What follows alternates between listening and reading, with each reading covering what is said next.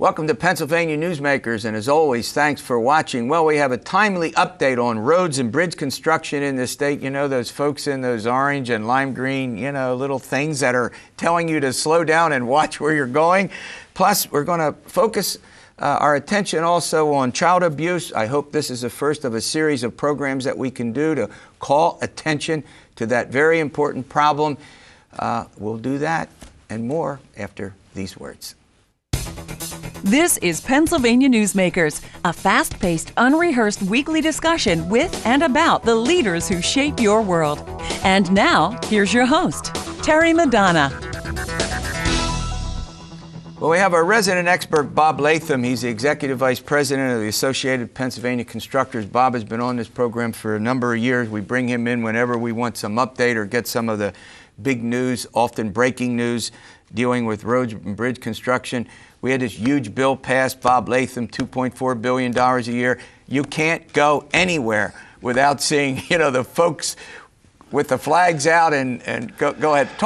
Give us an update. How's that all going? Well, here we are in summertime.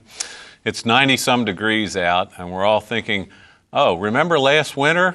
One of the worst winters we've had in the history of the Commonwealth, or at least in the last 10 years. That really served to remind us of the importance of this bill. Yeah. So what we're doing now is trying to put the roads back together again that the winter blew up.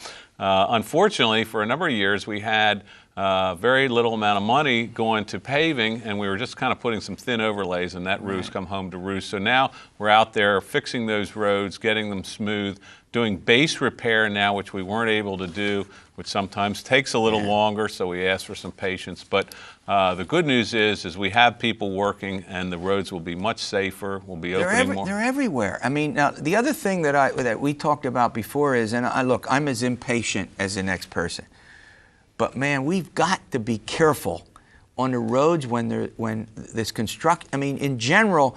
I don't know. I'm on this my latest kick is this driving and impatience and weaving in and out.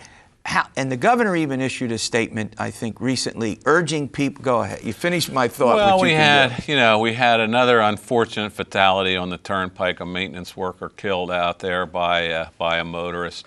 As you come on these work zones, it's very important to obey the signs. I mean, if you think about it, going down from 70 to 55, which is what the speed limit is through most of these work zones, you feel like you're really slowing down, but you're really not. And what you're doing there is making sure that you and your family will get through that work zone more safely, and also the workers will be able to do their job. Doesn't it involve, some personal planning, that if you're going somewhere, and even if you aren't aware of roads and bridge construction repair going on, that you ought to give yourself some extra time? I know we're all impatient. I mean, isn't that the key to it? And slow down. I think there is a Pennsylvania 511 system that you can get information on projects. For the most part, on major arteries, we're doing the work at night. And this is the thing, you try to do it at night when the traffic isn't there, but that will incur some backups. I mean, there's, with the volume of traffic that we have out there today, when you go from 3 lanes to 2 or 2 lanes to 1, you are going to have some delays, and we just have to be a little patient. It will be temporary, and it'll be finished at some point. All right, I want to run to a break. When we come back, I want to ask you about the road information program, what's going on in the federal government, why that is important to Pennsylvania, and what that will mean to future road and bridge repairs and new construction. All right, I'm chatting with Bob Latham. This is a timely update on all of the repairs of our roads and bridges that are taking place. We'll be back in a moment. This broadcast of Pennsylvania Newsmakers is presented by the Pennsylvania Chamber of Business and Industry, the statewide voice of business.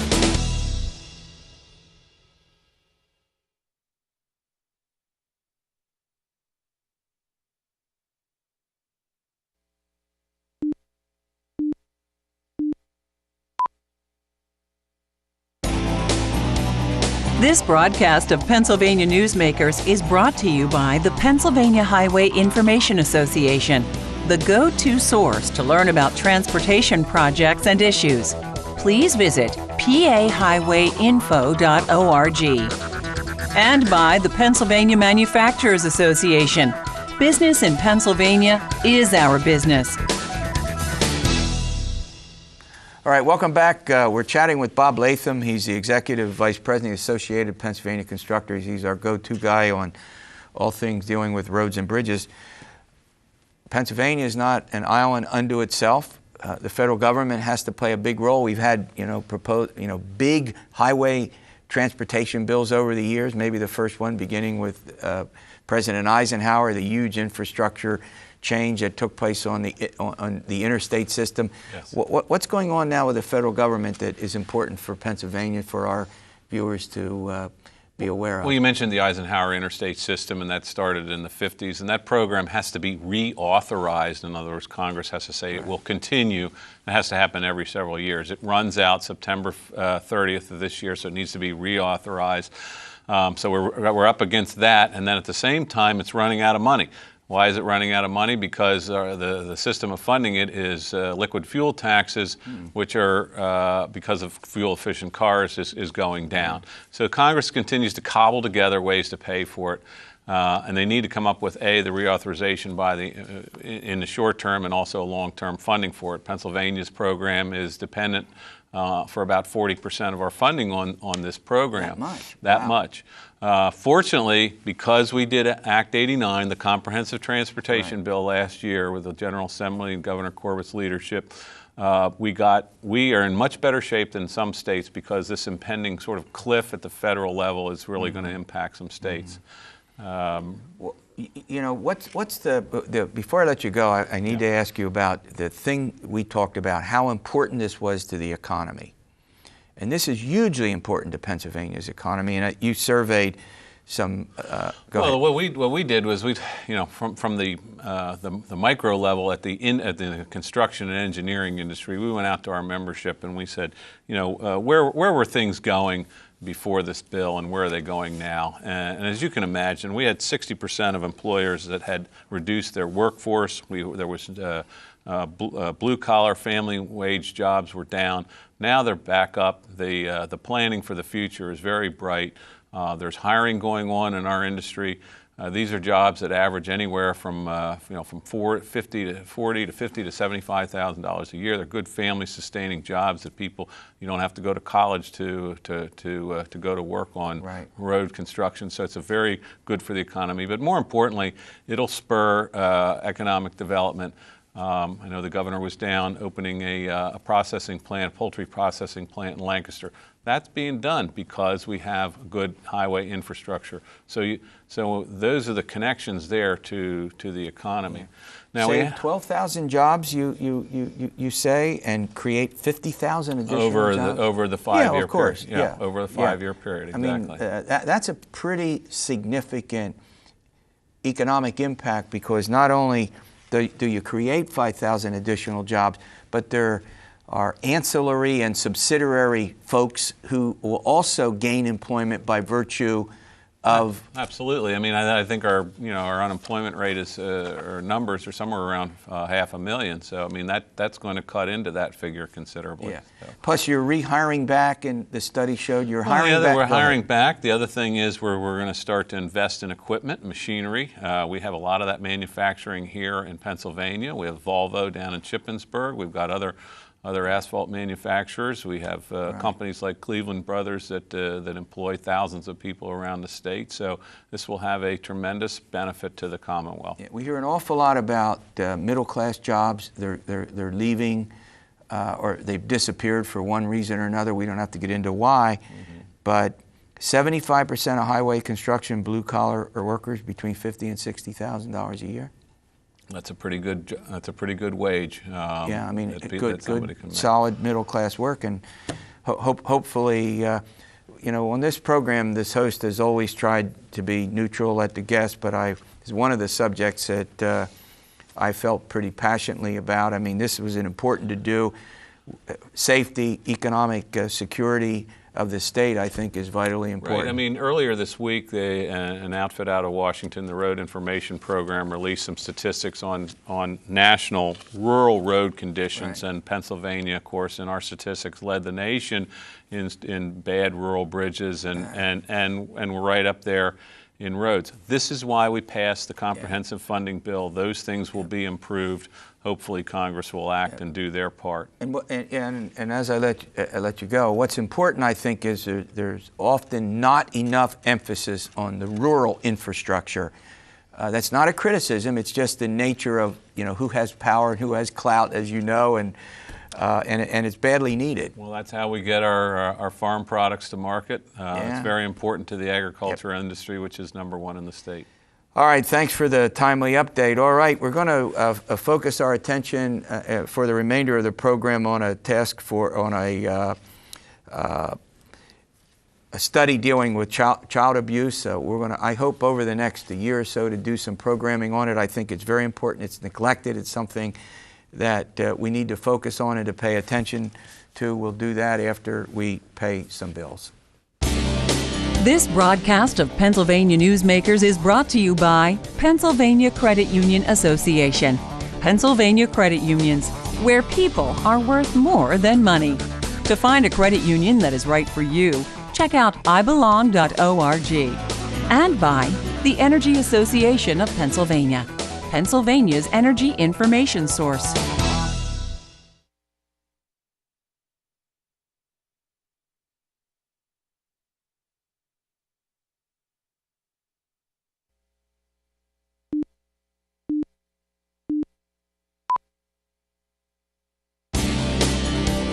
This broadcast of Pennsylvania Newsmakers is presented by the Hospital and Health System Association of Pennsylvania, working towards a healthy Pennsylvania, and by the Pennsylvania Coal Alliance, representing companies involved in America's most affordable, reliable energy source. To learn more, visit pacoalalliance.com. Well, welcome back to the program. Joining me for a couple of segments is Angela Liddle. She's the Executive Director of the Pennsylvania Family Support Alliance, and Jason Kutulakis. He's the Senior Partner at Abom and Kutulakis. He's also a former member of the Task Force on Child Protection, as we said. This is the first of what I hope over the next couple of years will be some programming on, in some respects, an underreported and unfocused on, if that's grammatically correct, issue of child abuse, and there's been a lot going on. First of all, Angela, let's start with you. The legislature has even gotten involved in this, and they've tried to strengthen child abuse reporting and some other aspects, training. Give us a thumbnail sketch of that. Thumbnail sketch is, as I think our research reflected, that the majority of people are more inclined to report child abuse if they feel that they've had adequate training and information and know the process and how to identify child abuse. So what our legislature has done is passed a series of bills, 18 in total, that will strengthen our Child Protective Services law. Several of them are aimed at mandated reporters, those professionals who spend the most time with kids through their employment, their profession. Now, if you're licensed or certified and work with kids, you're going to have training on child abuse recognition and reporting to get your license or certification, and then at point of renewal. Yeah. They've also reclassified volunteers who serve in a primary capacity with key programs. So think the big organizations, think Girl Scouts, Boy Scouts, Big Brothers, Big Sisters. Right. Those folks now will be also considered mandated reporters. When the Task Force on Child Protection, did that lead to the passage of these laws, or were you created subsequent to that? No. In late 2011, in direct response to the Sandusky matter, the governor and the leadership passed a law that gave us 1 year of authority. We met for a year. We took testimony on 14 or 15 different occasions from stakeholders and professionals statewide. And we actually did something unique as far as the task force that the government puts in place. We actually wrote the proposed legislation. So we handed over what we thought were the recommendations. So a lot of what came into law, what Angela was talking about, you all provided the input, not just the impetus, but the actual language. We gave the actual language. Wow. All right. Well, recently, you conducted a study through Franklin and Marshall College. I did not do this study. It was done in a companion center. And I guess the basic finding, and it sort of stunned me, was how few people think this is a problem. That had to be eye-awakening? Is that the word I want to use? It's unimaginable when you think we've lived through the Sandusky matter and many other very high-profile cases in the state. It's amazing that basically, 1 in 5 people don't believe it's a serious problem. Yeah. The other, going to the heart of it, it always seemed to me that either people didn't know what they were supposed to do, and that's, I think, what you were addressing, but also the sort of legal consequences. Right down your alley. Sure. Jason, that's right down your alley. Talk a little bit about that. We did hear from folks that we asked them why they didn't report, and one of the reasons was they feared retaliation from making the report. So we have 2 classifications of people that report. Those that are required to by law because they have a special relationship to a child. Those are employment situations or volunteer situations. And then we have everybody else. And I think we focus on if you're mandated or not. I would suggest everybody should consider themselves to be a mandated reporter, and we should encourage everybody to report. Yeah, that's often, that's often a difficult thing. Sometimes you'll learn of somebody might get a bit of pieces and here and there, and they're not quite sure what to do, and they don't want to get into somebody else's home life or family life, because what goes on, and it's not just in the family. We have to separate it out. It could be professionals who deal with kids, children. It could be in the home. The complexity of this is actually pretty mind-boggling, isn't it, when you think about it? It is, and what our research showed is even though there was maybe a high percentage of people who stated they felt confident in how to report, when we asked them specifically what steps you take to report suspected child abuse or neglect, they were incorrect in their answer. Oh, they didn't know, or they were incorrect? Is that right? They said they were confident and knew how. Oh, wow. When push came to shove, they actually said they would call 911, which is not really the correct answer. I would think so. All right, we're talking about child abuse. As I said, we're going to focus our attention on it over the course of the next couple of years. We're going to continue to look at the major findings, provide some assistance and some help in understanding how serious a problem with this issue happens to be, and we'll do that in a moment. This broadcast of Pennsylvania Newsmakers is presented by Highmark Blue Shield, changing the way health plans work for business with a variety of plan options for employers and more choices for employees. Information is available at highmark.com. Have a greater hand in your company's health. And by the Pennsylvania Healthcare Association, the future of long-term care.